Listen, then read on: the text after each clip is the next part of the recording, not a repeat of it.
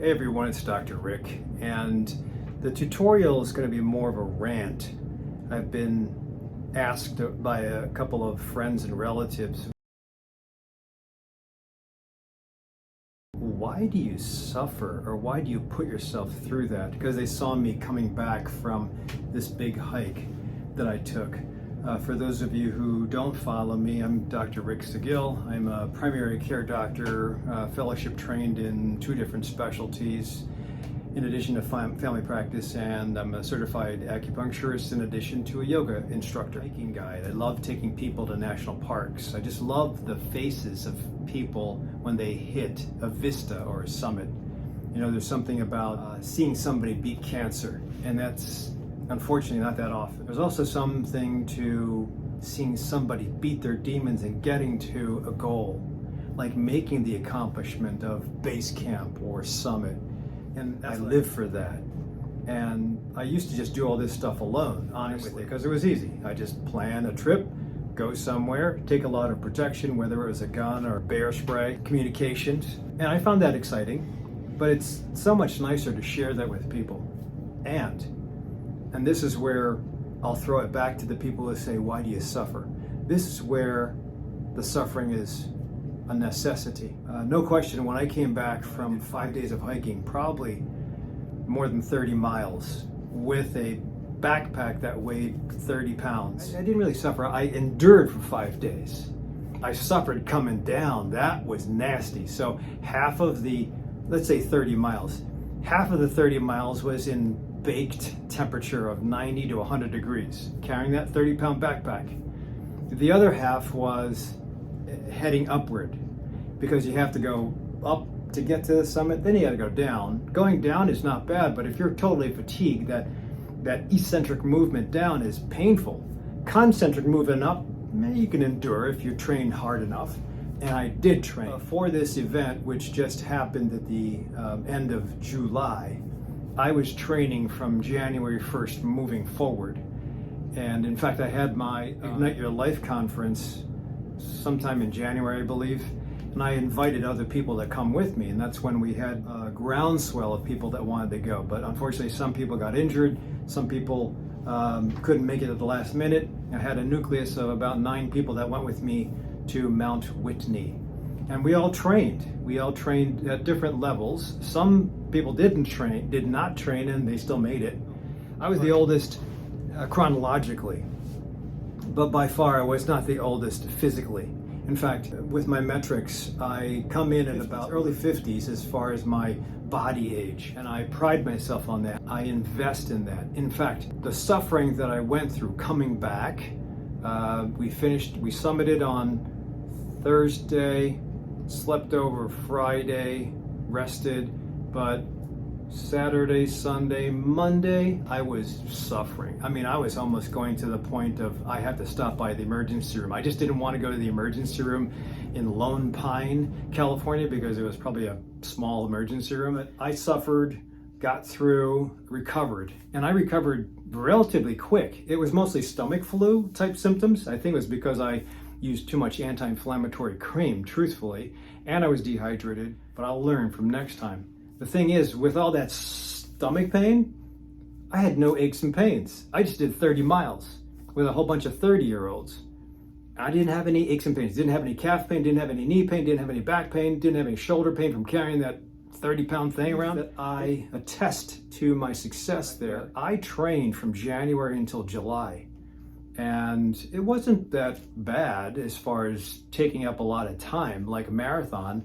Marathon, you got to do hours of running all week long. I just continued with my high intensity interval training, distance running, 5Ks mostly, carried my rucksack, 48 pounds, but I would always try to carve that out of an early Sunday morning so I wouldn't miss family time. But bottom line is, all that preparation, January until July, my training was really cool ass. Because I love exercise. I mean, we all get an endorphin rush. If you don't understand this and you don't exercise, then you have to be explained that when you exercise, the body releases 2 chemicals, endorphin and enkephalin. and they are the morphine of the body. Muscle likes what you do as far as utilizing it. It gives you a reward in the form of endorphin and enkephalin. Endorphin and enkephalin, if you've ever been with anybody who just did a 5K, they're smiling, they're just perky, they're talking all the time. Think of this, if you ever have that workmate who comes back from vacation in Bali or something, and then they're just so beaming with happiness, and they're showing you all their pictures. I'm flipping the pictures, but they're probably showing you the pictures on their tablet, and they keep on showing you the same pictures over and over again. They tell you the same stories over the next couple of days. That's because they are still on that hormonal high from the vacation they came back from about a week ago. But yet, there's something that's inherently wired into the brain and the muscle that says, do that again to the human. So that little spike of hormone that just continues to give you percolating happiness and brag rights, that is what gets you to be not suffering, not in pain, and happy. And that's not a pill, that's from vacation. Now you can also have that from exercise. That's no pills, but that is a high spike of serotonin, oxytocin, endorphin, and enkephalin. And in some cases, dopamine, if you add in a cold immersion or two. So you have all these neurotransmitters that are being released and sustained. If you take, say, Zoloft or Paxil or Prozac or Effexor or Cymbalta, those medicines have to be dosed sometimes every 12 hours because they'll bump up your serotonin, mostly norepinephrine a little bit, and then it'll drop, and then you have to eat another pill and you go up again. But you do have a little bit of improvement in, say, baseline anxiety or depression, or baseline low hormones. That's a hormone deficiency is what anxiety and depression is. And you're fixing the deficiency with a pill. The thing is the pill fades, and then you got to take a pill again and then deal with the side effects, whether it's difficulty with ejaculation, you can't orgasm, or you get problems with your poop, or you have other side effects. Bottom line is that pills always come with side effects. Exercise does not come with side effects unless you overtrain, but that usually, if you're doing it properly, that does not happen. I'm the coach of the folks that I suggest exercise, especially my hikers. So if you do it properly, you have an endless supply of hormone without a pill, without side effects, and that's free. The 3 days that I came back from that mountain, I suffered, no question. I missed a couple parties and I just wanted to go to sleep. I couldn't eat anything. I was drinking and taking care of my stomach with herbs and a Pepsid. But I tell you, for the 7 months that preceded, the 7 months of sheer happiness and great muscle feel and success and just the satisfaction that I'm growing and I'm younger than most of my colleagues. I can usually outrun and outlift most people in my age bracket for sure. In fact, that's what we're supposed to be doing. We're supposed to be paying it forward, trying to have ourselves accountable to some goal. And if that goal is an audacious, I'm going to climb the highest mountain on the continental US, then so be it. I mean, we don't have to do it, but we just have to have that goal set that keeps us motivated to get through the 7 months of training. I'm going to be setting a goal in the starting January 1st for Mount Catteton, which I'll probably hit in July. Anybody that wants to go with me, come on down. It's not a high altitude thing. It's just a 12 miler, and then there's this knife edge that you have to walk across. It's the edge of a mountain. The top of a mountain you have to walk across to get to the summit, which is going to be super cool. And it's only 3,000 feet high, but it's at the top of the Appalachian Trail. I've always wanted to do it because it looks like Kilimanjaro when you get to the top. But that too, I'm going to be starting to train in January when it's super cold. So that keeps me motivated to keep on going, and I have to have the investment so that I can maintain this stuff. And I can hold myself accountable to say, I want to be around when my grandson Aiden has his first kid. He's now 18, he's going to be 24 months about Christmas time. So if I plan it right and he has his kid in his 30s, I'll be 90. But if I can have my mental faculties, be independent, be able to lift and put my luggage in the overhead bin, be able to get up from the floor, be able to stand up from the toilet, if I can do all that stuff and still think, even at 90 to 100, that will be successful. But I can't just use that as my end goal and say, okay, I'm going to be having to exercise every day, every week until I get to 90. They have to have something more tangible. Okay, what will motivate you to exercise and lose weight? Will the doctor saying, I'm going to put you on a statin, or I'm going to put you on metformin because you're now a diabetic, and whatever you're doing, your lifestyle is not going. Is that going to hold you accountable for 7 months to invest a lot of exercise weekly, a lot of nutrition to back up the exercise, a lot of ritualistic sleep so that you can prep for the exercise the next day? Is the threat of a doctor saying, I think we should start a statin, I think we should start metformin, I think we're going to have to start a medicine of some sort. Is that going to keep you accountable to drive you to move forward when you're at your 5th mile of running and you're just dead tired? Or when you're tired and it's time to eat, but you haven't gone to the gym and you got to go to the gym before you go home? Is the threat of a pill in 6 to 7 months going to keep you engaged? It's not going to keep me engaged. Screw that. In fact, I don't like pills. I will take a prescription if I feel that the data says that it's better to squash that risk and everything I've done is not squashing the risk already. I'll add the pill if I have to, but I'm pretty crafty and I read the data and I know that increasing your VO2 max, playing around with zone 2 exercise, watching and practicing fasting every once in a while, 3 days a month, having some form of fluctuation between paleo or carnivore or vegan or intermittent fasting. I think it's always important. Having a mindful practice, praying and worshiping some form of faith-based practice. I think all that is important. That's what areas of the world that have the highest concentration of centenarians, independent centenarians. I'm not talking about gorked out respirator, memory care 100-year-olds. They all have, if you read the Blue Zones by Dan Buettner, they all have this unifying link, but they're different parts of the world. Costa Rica, Okinawa, Loma Linda, California, Icaria, Sardinia. They're all different parts of the world with different flavors. Fish versus Mediterranean versus Seventh-day Adventist. They're all different, but they all seem to converge on the same formula, which is some form of faith, some form of family belonging, a whole food, mostly plant-based diet, and a lot of walking/exercise. Now, don't get me wrong. I don't think you should finish at walking. I think that should be your entry level, and you move forward after that, because there's nothing that will add to longevity and decrease all causes of mortality, stroke, heart attack, cancer. There's nothing more powerful than exercise. Turning on muscle will do it. I've been doing this since I won a bodybuilding contest at the age of 18, 19 in Wildwood, New Jersey in 1982.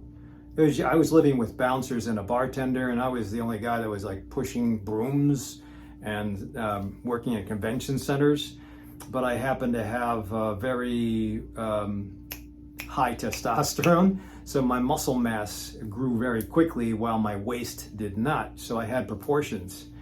And I worked out at a bodybuilding gym with my bouncer friends, and they were just huge. But I was told, yeah, you should enter the contest. So I entered it. I won Mr. East Coast. I won Mr. Natural New Jersey, both of them teenage division because I was 18, I believe. But and that started me on. I thought it was, a couple pats on the back, and that's kind of cool. And the girls were pretty. But I went on to continue with exercise, and I've always kept muscle-centric exercise in my heart since then. Even now that I'm 60 going on 61, I will still keep muscle-centric as part of not only what I do, but what I profess to my patients. It's a tough sell to tell a person that does cardio that okay, you can do your cardio 5 days a week, but I want you to do more aggressive stuff 2 days a week. And that's what the data says, is that if you do fluctuations, I talked about zone 2 and VO2 max.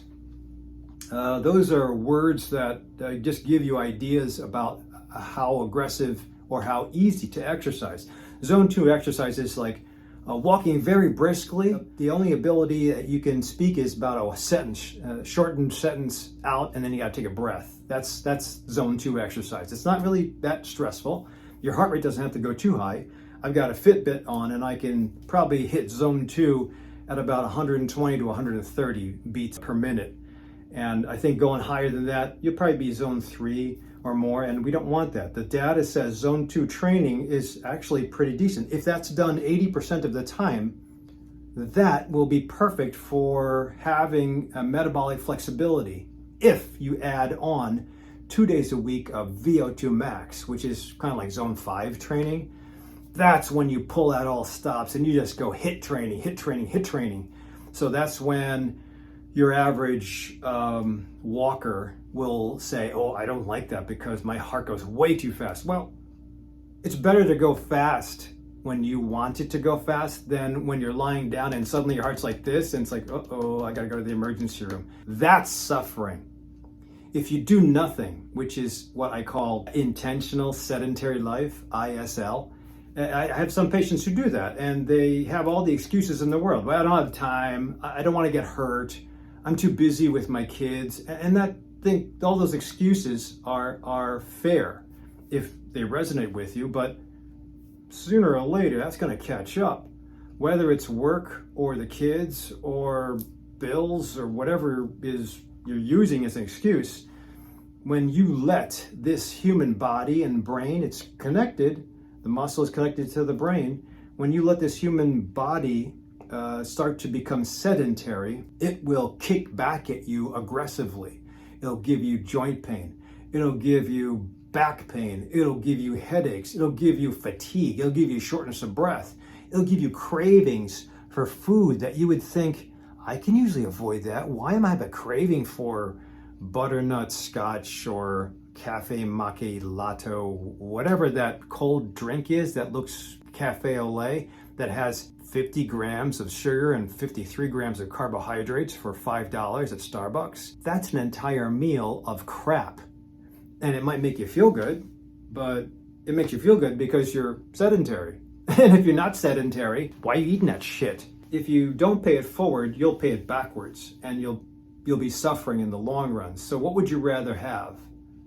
7 months of bliss that lead up to maybe 5 days of anguish and 3 days of suffering, and then recovery that makes you feel 10 years younger, versus 7 months of suffering and maybe 1 day of bliss when you eat your cafe macchiato cream puff pie or whatever it is that you eat. I used to have a dozen of those Krispy Kremes. I'd bring them for the office, but I'd wind up eating the entire thing. And I thought I was bulletproof back then when I did that, but I also had atrial fibrillation, I developed fibromyalgia, I had IBS, and I exercised crazy. I actually did 2 sprint triathlons and 2 marathons, but the exercise was not enough to neutralize the crappy food. So now that I'm older and wiser, I know the value of having a goal. I know the value of having mixed exercise, meaning trying to push VO2 max and getting mitochondria to burn oxidative phosphorylation, and also trying to push zone 2 training and having the body burn fat oxidation. I think you can go back and forth between the two, and when you have that metabolic flexibility at a moment's notice, that's youth, man. Our food industry is really rich because they're making us eat what they have is hyper palatable, crunchy foods. The old school rules always exist, and those are cook like your grandma, learn how to throttle the burner in the kitchen, know how to choose your veggies and chop them up properly. And yes, I was carnivore, but that was just a experiment, which was pretty cool, but you can't stay away from non-starchy veggies. You have to have vegetables. You have a gut microbiome that will protect you and give you youth, or if you misbehave, it'll give you an aging process that makes you feel lousy. It'll actually instigate or turn on problems using the vagus nerve backwards to turn on anxiety, turn on depression, or make you not sleep, take away your erection, give you hot flashes. That's how powerful the gut is. So bottom line is that you can vacillate between any of the diets that you see, and there's no one diet that's good. There's no one exercise that's good. So when you hear these influencers say, yeah, I have 3 body types, if you follow my formula, you'll lose weight. Bullshit. God bless them if they've found the answer that humanity's been searching for the last 2,000 years. The bottom line is that I'm safe, my team is safe, everybody did well, everybody conquered, and hopefully everybody's still showing their pictures to everybody else and then annoying their coworkers. But if you don't have a goal, you don't know what to do, please consider becoming one of my patients. Whether you're in Illinois or different parts of the world, I'll guide you as far as what I would do personally for you to develop a schedule and then a momentum to get you to a different spot of where you are now. The idea is that if you want to age gracefully, you have to invest in something, and it always is the same thing. It's always going to be proper sleep, some form of faith-based practice, exercise, and nutrition. If you don't have those in your wheelhouse, then get somebody else to show you what to do. But don't just kind of sit back and assume that you'll get younger, because you won't get younger and you'll actually get older and you'll suffer more. I'm not suffering. I did coming down from that excursion. I am feeling spectacular now, waiting for the next time. So I'm already planning for 2024 because I love what I do and I love being with people who want to do the same. If you're a member to my Herbal 411 practice, you know how I post pictures of successes, and it's through their permission only. And that's HIPAA law states that you're not supposed to show other people, but my patients want me to show other patients and other people about their successes. I can't help it if they're forcing me to put their picture up. But I'm also very proud of my warriors for the changes that they've made. So if you happen to be one of them, thank you so much for the trust that you've given me. And your trust in me has made me energetic enough to go forward and do more cool stuff. And hopefully we'll have a community that grows with us to get younger as we age. Aging gracefully is cool. Aging younger is even cooler. So if we can avoid the crap that most standard practices in the United States for medicine, you can take as many medicines as you want, but you will never feel as good as you do when you're with me. Now, I know those are big words, but I have to hold myself accountable to that. And my job with everybody that I see, and I have been told I spend too much time with people, but I think that's what people need. They need the guidance, the education of what to do. If they don't want the education, then I'm not for them. But if they want to change the course of where they're going, I think that takes a lot of hammering out, and that's what I'm in for. I'm in to make you successful. I'm in to keep myself around for a long time, and I'm always reading data. I sometimes read too much data, and I don't get out to exercise, but I'm gonna go exercise now before I go home.